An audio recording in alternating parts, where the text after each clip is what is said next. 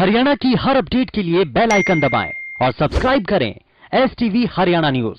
नमस्कार, स्वागत है आपका। मैं हूं नंदिनी मिश्रा आपके साथ। कृषि कानून को लेकर शुरू हुआ घमासान जारी है। शुक्रवार को भारत बंद के बाद अब किसान दिल्ली की सीमाओं पर विरोध की होली मनाएंगे।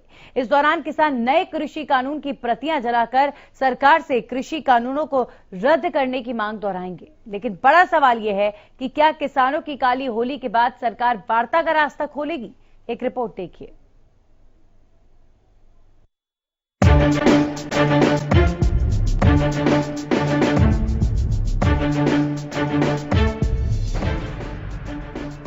नए कृषि कानूनों के खिलाफ किसानों का आंदोलन जारी है। दिल्ली की सीमाओं पर किसान आंदोलन को 4 महीने बीत चुके हैं। बावजूद उसके कृषि कानून पर मचा घमासान शांत होता नजर नहीं आ रहा। शुक्रवार को किसानों के भारत बंद आह्वान के तहत जगह जगह विरोध प्रदर्शन हुए। कहीं पर किसानों ने अपनी मांगों को दोहराते हुए सड़कों पर जाम लगाया, तो कहीं पर ट्रेन पटरियों पर बैठकर किसानों ने ट्रेनों की रफ्तार पर ब्रेक लगा दिया। किसानों के भारत बंद का असर कई राज्यों में व्यापक असर पर दिखाई दिया। हरियाणा और पंजाब की बात करें तो इन दोनों राज्यों में भारत बंद काफी प्रभावी रहा। यहां सड़कों पर गाड़ियों को रोकने के साथ साथ किसान रेल की पटरियों पर भी किसान बैठ गए। उत्तर रेलवे के मुताबिक प्रदर्शनकारी किसान हरियाणा और पंजाब में 44 जगहों पर ट्रेन की पटरियों पर बैठ गए थे, जिसकी वजह से 4 शताब्दी ट्रेनें रद्द करनी पड़ी। 35 अन्य सवारी गाड़ियों में देरी हुई और 40 मालगाड़ियों की आवाजाही में दिक्कत आई। रद्द करो, रद्द करो, रद्द करो। संयुक्त किसान मोर्चा जिंदाबाद, जिंदाबाद, जिंदाबाद। देश के किसान मजदूर की एकता जिंदाबाद, जिंदाबाद, जिंदाबाद। कृषि कानूनों के विरोध में आंदोलनरत किसानों ने करीब 4 महीने बाद भी कृषि कानून रद्द नहीं करने के विरोध में भारत बंद का आह्वान किया। भारत बंद में पूर्व नियोजित कार्यक्रम के तहत किसान शुक्रवार को सड़क पर उतरे। कहीं सुबह 7 बजे तो कहीं 9 बजे सड़क पर उतरकर किसानों ने जाम लगाया। भिवानी में 22 जगह पर किसानों ने रोड जाम किए। 22 जगहों पर रोड जाम से किसानों ने जिले भर से निकलने वाले सभी मुख्य मार्गों को बंद किया, जिसकी वजह से परिवहन व्यवस्था पूरी तरह ठप हो गई। किसानों ने अधिकतर नेशनल और स्टेट हाईवे जाम किए। दिन भर किसान सड़क के बीच ट्रैक्टर ट्रॉली खड़ी कर बैठे रहे। शुक्रवार के भारत बंद के बाद अब किसान कल यानी रविवार को 3 कृषि कानूनों की प्रतियां जलाएंगे। ऐसे में ये देखना होगा कि क्या भारत बंद के बाद सरकार की नींद कृषि कानूनों की प्रतियां जलाने के बाद खुलेंगी और फिर वार्ता का दौर शुरू होगा। Bureau report, Haryana news.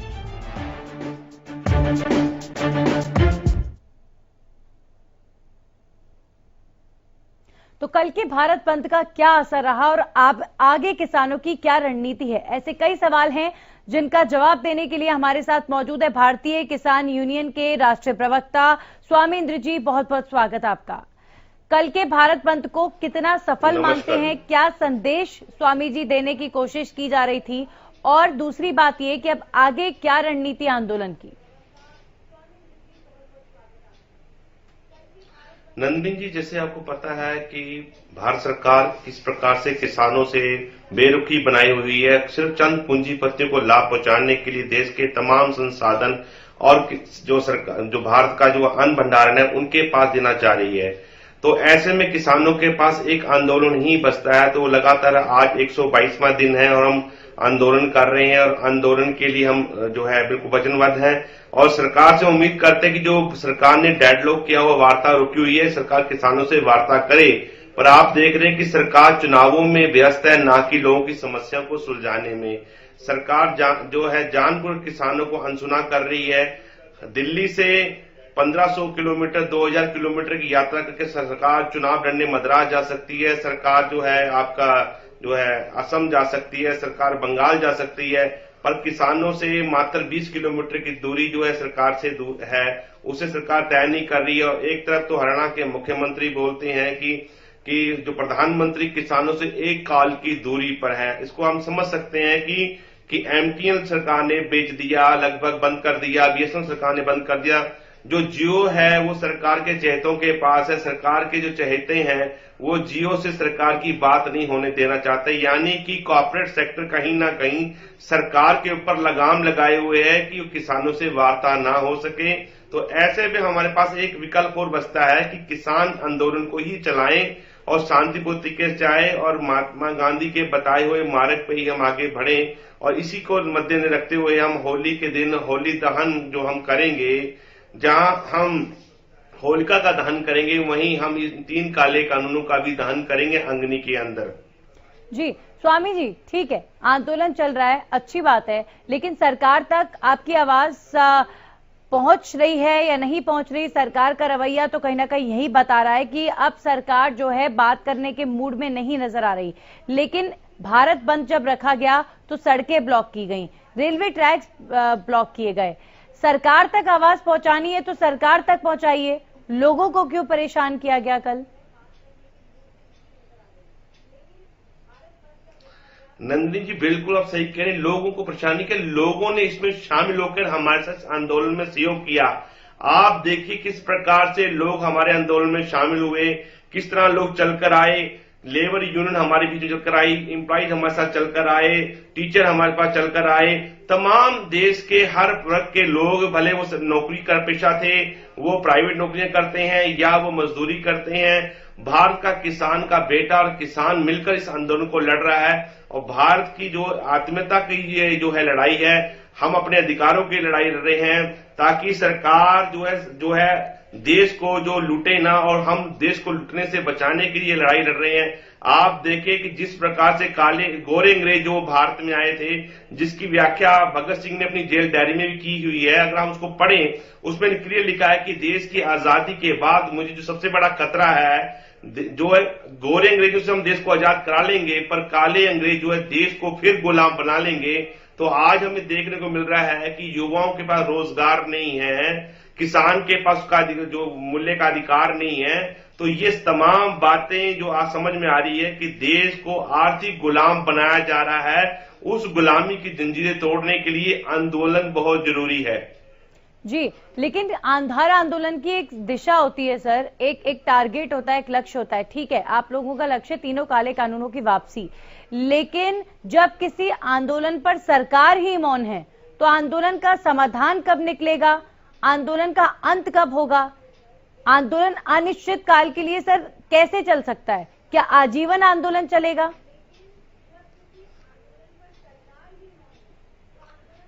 Nandini मैं बता देना चाहता हूं, चाचा अजीत सिंह की औलाद हैं, जिन्होंने 9 महीने ऐसे ही 3 काले कानून आए थे, तब हमने आंदोलन अंग्रेजों के कार्यकाल में लड़ा था।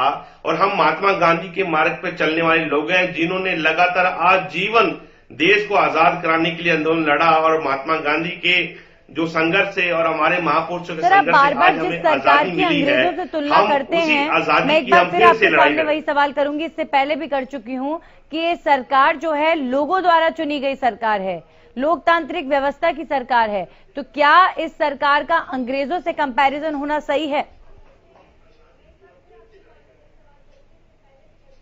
बिल्कुल नंदिनी जी, इस बात को मैं बिल्कुल जवाब दे कह सकता हूं कि इस गूंगी बहरी सरकार का जो मूल्यांकन आज अंग्रेजों से हम कर रहे हैं, उसका कुल कारण ये है कि सरकार ने आने से पहले जो वादे किए थे, लोगों को लुभाने वादे किए थे, उस किसी भी वादे पे सरकार खरी नहीं उतरी। सरकार ने कहा था कि 15-15 लाख रुपए लोगों के खाते में भेजे जाएंगे। मैं पूछना चाहता हूं वो 15 लाख रुपए कहां गए? वो काला धन कहां गया? 2 करोड़ युवाओं की नौकरी कहां गई? देश में जो है सभी नदियों को चैनलाइज किया जाएगा, वो कहां गया? हरियाणा के अंदर दादूपुर नलवी नहर को बंद कर दिया गया, यानी किसान को महरूम कर दिया खेती से। तमाम षड्यंत्र किसानों पे लगाए जा रहे हैं, तमाम षड्यंत्र युवाओं पे लगाए जा रहे हैं। और कल ही का हादसा आपने अहमदाबाद गुजरात में देखा होगा, युद्धवीर सिंह जी को जो वहां पर जो है उनको पुलिस ने पकड़ लिया, उनको प्रेस कॉन्फ्रेंस नहीं करने दी। व्यक्ति की अभिव्यक्ति की जो आजादी है, तो ये लोकतंत्र में कहीं भी मुझे नजर नहीं आता, यानी कि लोकतांत्रिक सरकार ना होकर तमाम सवालों का जवाब देने के लिए हमारे साथ बीजेपी से सत्यव्रत शास्त्री जी जुड़ गए हैं। बहुत बहुत स्वागत आपका शास्त्री जी। स्वामी इंद्र जी की कई बातें आपने सुनी होंगी कि षड्यंत्र रचा गया, आंदोलन को खत्म करने की पुरजोर कोशिश की गई। ये बात तो सिर्फ स्वामी इंद्र ही नहीं, किसानों के नेता राकेश टिकैत भी लगातार कह रहे हैं। तो क्या वाकई कोई प्लानिंग या कोई षड्यंत्र ऐसा किया गया है और सरकार मौन क्यों है? अब जिन आरोपों की बात कर रहे हैं, आप इस बात को समझिए कि 2014 में जितने बहुमत और जितने वादे करके सरकार आई थी, उसके बाद 2019 में जब चुनाव हुआ तो न केवल मत प्रतिशत बढ़ा बल्कि सीटें भी हमारी बढ़ी। और इस फ्रस्ट्रेशन से कि कहीं दूसरी विपक्षी पार्टियों की जमीन कहीं दिखाई देती नहीं, इसलिए ये सब लोग इस प्रकार के अनर्गल बात जिनका कोई तथ्य नहीं है, किसान आंदोलन के नाम पर जिस प्रकार से लोगों को भरमाया। और ये तो अभी चुनाव हो रहे हैं, मतलब वो आप भी ये कह अपना रहे हैं कि मेहनत जितने देते लोग हैं। बैठे हैं आंदोलन कर रहे हैं वो सब विपक्षी पार्टी के समर्थक हैं, इसलिए कर रहे हैं? बिल्कुल, ये तो उन्हीं के इशारे पर हो रहा है।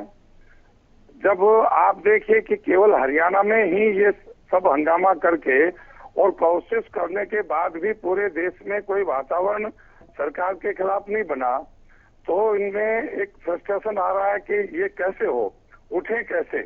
और उठने का सीधा सा फार्मूला है, आप सरकार से वादा कीजिए कि हम बातचीत करने के लिए तैयार है, और जैसे ही सरकार बातचीत करे और जो जो सुप्रीम कोर्ट ने और सरकार ने इन कानूनों को एक्ट में करने जो का ऑर्डर दिया है, जो है कालाबाजारी रोकने का अधिनियम था, आज कालाबाजारी को बढ़ाने का जो आपने अधिनियम बना दिया है उसके बारे में लोगों को बताइए। लोग पूछना चाहते हैं कि कालाबाजारी क्यों हो रही है भारत के अंदर। लेकिन उनकी बात कंप्लीट होने दीजिए, मैं आपको जरूर मौका दूंगी। काल ये देश जोधा के बाद में किस किस क्षेत्र में कहां से कहां पहुंच गया। प्रधानमंत्री नरेंद्र मोदी की लोकप्रियता भारत में कितनी बढ़ी है, दुनिया में कितनी सर, मेरा बढ़ी। सवाल ये है कि अब सरकार चुप क्यों है? जो लोग बैठे हैं चाहे वो किसी के भी समर्थक हो, हैं सर देशवासी, देश के लोग, किसान हैं, खेती किसानी करते हैं, किसी आपके कानून से नाराज बैठे हुए हैं, उनको मनाने का काम आपका ही है ना, विपक्ष का तो नहीं है। देखिए, मनाने के लिए माननीय प्रधानमंत्री ने कितनी बार बातें की, हमारे केंद्रीय कृषि मंत्री कितनी बार बातें कर रहे हैं, और कितने बार सुप्रीम कोर्ट ने बातें रख ली। जब जिद करके कोई आ रहा है तो उसके बाद में भी आदमी जिद करके बैठे हैं, जिसका संभावनाओं का आंदोलन है ये। ऐसा हो जाएगा, ऐसा हो जाएगा, और संभावनाएं केवल निराशा के जो तक होती है, आशा जो है वो देश को आगे बढ़ाती है। इन लोगों में निराशा है।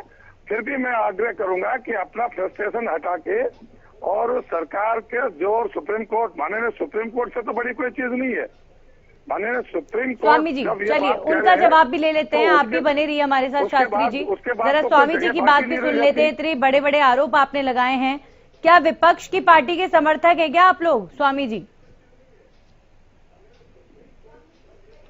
देखिए, यही बड़ा दुर्भाग्य है भारत का, जब भारत के लोग देश हित में आंदोलन करते हैं, और खासकर जब किसान उठकर आता है, जिसका बेटा एक देश की सीमाओं की रक्षा करता है, दूसरा बेटा देश की आंतरिक सीमाओं की रक्षा करता है, और जो दूसरा बेटा है उसका देश का पेट भरने का काम करता है, जो अपने अधिकारियों को लेके आता है, तो हमारे पर ये कलंक लगा दिया जाता है कि इनकी राजनीतिक सर, अब पार्टी। स्वामी जी को बोलने दीजिए, वापस आऊंगी मैं आपके पास भी। शास्त्री जी आप बने रहिए हमारे साथ। बोलिए स्वामी जी बोलिए। किसी भी प्रोग्राम के ऊपर हमारे किसी भी प्रोग्राम में किसी राजनीतिक पार्टी को हमने ऊपर नहीं आने दिया, और आप देख रहे हैं कि जो भी राजनीतिक दल अगर हमारे समर्थन करने आया है वो बिना झंडे और बिना डंडे बिना बैनर के चलकर आया है, और उसका समर्थन हमने जनता में लिया है, ना कि मंच पे लिया है। तो आप समझ सकते हैं ये आंदोलन पवित्र आंदोलन है, देश का आंदोलन है, और यही कारण था कि लोकसभा के अंदर, राज्यसभा के अंदर भारत के प्रधानमंत्री नरेंद्र मोदी को खुद कहना पड़ा ये पवित्र आंदोलन है। तो ये पवित्र आंदोलन जब खुद सरकार मानती है, देश के प्रधानमंत्री मानते हैं, ऐसे में शास्त्री जी ये बात को बोलते हैं, कहीं ना कहीं प्रधानमंत्री के खिलाफ ये बात करते हुए हमें नजर आ रही है। तो यानी कि कहीं ना कहीं देश के प्रधानमंत्री को ऐसे लोग जो फीडबैक देते हैं, तो तब यही कारण है कि आज किसानों के बीच में वार्ता ऐसे चंद जो है राजनीतिक लोग जो अपनी राजनीति रोटियां सेकने के लिए किसानों और सरकार के बीच में वार्ता नहीं होने दे रहे। और मैं समझता हूं कि अगर देश के प्रधानमंत्री के पास सही खबरें जाए तो कौन से लोग वार्ता नहीं होने दे रहे हैं? चर्चा स्वामी जी किन की बात कर रहे हैं आप? कौन से लोग बात नहीं होने दे रहे हैं? कैसी बातें कर रहे हैं? क्या ऐसे बात करने का स्वामी जी? जो आपके चैनल के मंच पे आकर ऐसी उलझुल बातें करते हैं, निश्चित ही ऐसे लोग होंगे जो प्रधानमंत्री से किसानों की वार्ता नहीं होने दे रहे। मतलब आपको लगता है कि सरकार आपसे बात करना चाह रही है लेकिन बात हो नहीं पा रही है क्योंकि कुछ मीडिएटर्स हैं, यानी कुल मिलाकर प्रधानमंत्री जो हैं वो चाहते हैं कि समाधान हो, लेकिन जब बातचीत हो रही थी तब फिर समाधान क्यों नहीं निकला? अगर सरकार इतनी ही अच्छी आपको लगती है कि आपकी बात सुनने वाली सरकार है, तो जब सरकार से आपकी बात हो रही थी स्वामी जी, तो तब समाधान क्यों नहीं निकला? बड़ा एक कॉन्ट्राडिक्टरी जो है सिचुएशन हो जाती है कि आखिर एक तरफ आप लोग कहते हैं कि सरकार हमारी सुन नहीं रही है, सरकार अंग्रेजों जैसी सरकार है, वहीं दूसरी तरफ आप कह रहे हैं कि सरकार तो बातचीत कर सकती है लेकिन मीडिएटर्स बात करने नहीं दे रहे। खुद ही कंफ्यूज लग रहे हैं आप स्वामी जी। बिल्कुल नंदिनी जी, इसको मैं बिल्कुल सही मैं बता रहा हूं कि ऐसे चंद लोग जो प्रधानमंत्री तक गलत फीडबैक लेके जाते होंगे और प्रधानमंत्री को गुमराह कर रहे हैं, निश्चित है उनके बीच में, किसानों के बीच में जो मीडिएटर हैं वो जानबूझकर, उनका जो मंत्रिमंडल है और ऐसे प्रवक्ता जब बीच में आते हैं वो सरकार को गुमराह करते हैं। वो खुद इन्हें मालूम है कि देश का जो किसान आंदोलन लड़ रहा है और ऐसे में जब ये राजनीतिक द्वेष की भावना के साथ भरे होते हैं तो ऐसे में प्रधानमंत्री कैसे बात कर लेंगे जब उनको ये बताया जाए कि वहाँ किसान नहीं, वहाँ दूसरी राजनीतिक दल के लोग बैठे हैं। तो आप निश्चित हम समझ सकते हैं कि प्रधानमंत्री भी टेलीविजन देखते हैं, हर एक पल पल की अपडेट, हर एक पल पल की खबर उनके पास होती है। शास्त्री जी, अब देखिए आंदोलन तो चल रहा है, आंदोलन को 4 महीने हो चले हैं। कल भारत बंद था, सड़कें जाम थी, ट्रैक्स पर जो है ट्रेनों को रोक दिया गया था और आम लोग इतना परेशान रहे हैं। इसकी जिम्मेदारी सरकार की बनती है, प्रशासन की बनती है कि आप किसानों को मनाएं, उनका आंदोलन खत्म कराएं, क्योंकि लोग परेशान ना हो, इसकी रिस्पॉन्सिबिलिटी सरकार की है। बिल्कुल, मैं आपकी इस बात से 100% सहमत हूँ। फिर भी विफल है, फिर भी विफल है सर शासन प्रशासन के लोग। लेकिन जब कोई आदमी जिद कर बैठे कि बकरी के 3 थन है, तो बकरी के 3 थनों की जगह 2 थन है, सर देखिए कोई व्यक्ति सिद्ध कैसे कर सकता है? देखिए आप ऐसी बातें कर रहे हैं। देखिए तर्क आपके पास भी है, तर्क उनके पास भी है, और शायद उनसे तर्कों की बात करेंगे तो उनके पास आपको ये तर्कों की लिस्ट ज्यादा मिलेगी। देखिए, वो तो आप अच्छा वो पैनल चलाते हैं, डिबेट करते हैं, सबकी सुनते हैं, हम तो किसी के सुनते हैं। मैं तो आसाम चुनाव में आया हुआ हूँ और 1 महीने से हरियाणा से बाहर हूँ। और यही बात स्वामी जी कह रहे हैं कि प्रधानमंत्री से लेकर सरकार और बीजेपी से जुड़े हुए लोग, उनके पास टाइम है इतने किलोमीटर दूर जाकर इलेक्शन में काम करने का, लेकिन उनके पास ये टाइम नहीं है कि वो 20 किलोमीटर दूर जो किसान बैठे हैं उनसे बातचीत कर लें। एक बार नहीं, कितनी बार सरकार ने अभी भी कह रखा है, सरकार के वार्ताकार और हम वार्ताकार नहीं है, हम तो पार्टी के कार्यकर्ता हैं, जहां भी पार्टी देगी काम करेंगे। लेकिन किसान आंदोलन के लिए जो लोग तय हैं बात करने के लिए, वो दिल्ली में ही बैठे हैं और इस देश की सुप्रीम कोर्ट के दरवाजे खुले हैं। सुप्रीम कोर्ट में भी जिनका विश्वास नहीं है, नहीं आप बताइए, जो सुप्रीम कोर्ट के अंदर भी आपका विश्वास नहीं है तो देश के अंदर फिर ऐसा कौन व्यक्ति बचेगा? एक तो प्रधानमंत्री की लोकप्रियता के कारण से आप प्रधानमंत्री को ठीक कहते हैं, दूसरी तरफ आप सरकार को कोस रहे हैं। ये कंट्रोवर्सी जो वापों की स्थिति है, असमंजस की स्थिति है, जो इसको दूर करके आप एक सीधी से बात करके और आगे बढ़े और आंदोलन को खत्म करें इसको। देखिए हरियाणा के कई किसान जो हैं आंदोलन में शामिल हैं और आप भी हरियाणा में ही बीजेपी के लिए काम करते हैं, हरियाणा के वासी हैं, तो सर आप सभी मिलकर कोशिश करिए कि सरकार और किसानों के बीच में कम से कम बातचीत तो हो और बातचीत के बाद समाधान निकले, क्योंकि आंदोलन से सर उन किसानों के बारे में सोचिए जो अपने घर परिवारों को छोड़कर इतने महीनों से बैठे हुए हैं। अब फसल कटाई का वक्त है, वो खेतों में अपना वक्त देंगे या आंदोलन चलाएंगे? मैडम, मैं बड़ी विनम्रता से आपसे और बाकी से कहना चाहता हूँ, हमारे माननीय मुख्यमंत्री जी ने कितनी बार अपील की है, आखिर वो तरीका बताए ना, आगे भाई क्या कर ले जिससे हम मान ले। बंद आप कर रहे हैं, घेराबंदी आप कर रहे हैं, जनसभा आप नहीं होने देते, लोगों के बीच किसी को जाने नहीं देते, इतनी जो अराजकता की स्थिति हरियाणा में फैलाई है, उसके बाद भी बार बार मुख्यमंत्री जी आग्रह कर रहे हैं कि आप लौटे, अपने गांव में लौटे। जब कोई नुकसान होगा, नुकसान देखेंगे तो कानून जो बनता है तो सदा के लिए बनता। हर कानून में अमेंडमेंट होते हैं, हर कानून को जो आज से पहले जब संविधान लागू हुआ, मतलब आप लोग ये चीज स्वीकार कर रहे हैं कि नुकसान की स्थिति बन सकती है? अरे यार, कोई भी हो सकते हैं, कोई ऐसी चीज है थोड़ी है कि जो कोई कानून आज से पहले कानून बनाने वालों ने क्या गलत सोच के कानून बनाए थे क्या? चलिए, कंफ्यूजन यहाँ भी नजर आ रही है। अरे नहीं, कंफ्यूजन नजर नहीं है, कंफ्यूज आप है और इसी के लिए कंफ्यूजन कर रहे हैं। नहीं सर, ये फालतू ये देखिए, पर्सनल कमेंट करेंगे तो बहुत ज्यादा गलत आप खुद साउंड करेंगे। अपने आप को सही साबित करना है तो तर्कहीन बात मत करिए, और मुझसे तो बिल्कुल भी मत करिए। नहीं, आप जो डिबेट कर रही है तो आपको सुनना पड़ेगा। नहीं, आपको भी सुनना पड़ेगा, सिर्फ बोलेंगे नहीं, सुनना भी पड़ेगा। स्वामी जी, 1952 के बाद आज से पहले कितने कानून बने जिनको कानून को खत्म नहीं किया या उनमें अमेंडमेंट नहीं किया, जिनमें संशोधन नहीं हुआ।